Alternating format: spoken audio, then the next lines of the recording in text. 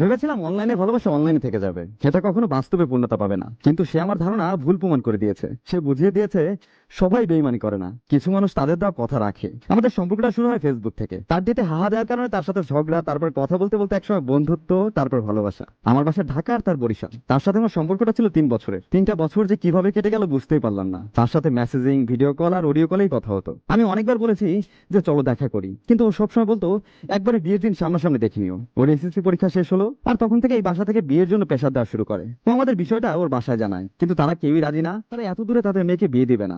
অনেক বোঝানোর চেষ্টা করে, কিন্তু কোনো কিছুতে না কোনো লাভ হলো না। আমি ভেঙে পড়েছিলাম। ভেবেছিলাম আমাদের ভালোবাসার গল্পটা হয়তো অনলাইনেই শেষ হয়ে যাবে। হঠাৎই ওর ফোন বন্ধ।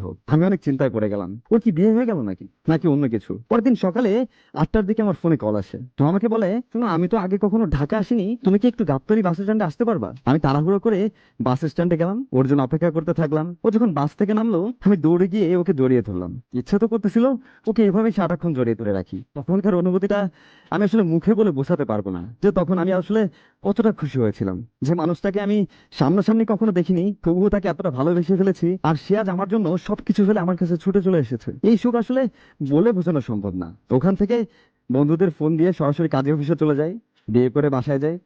বাবা মা প্রথমে একটু বকাঝকা করলেও এত সুন্দরী ছেলের বউকে পেয়ে মেনে নিল।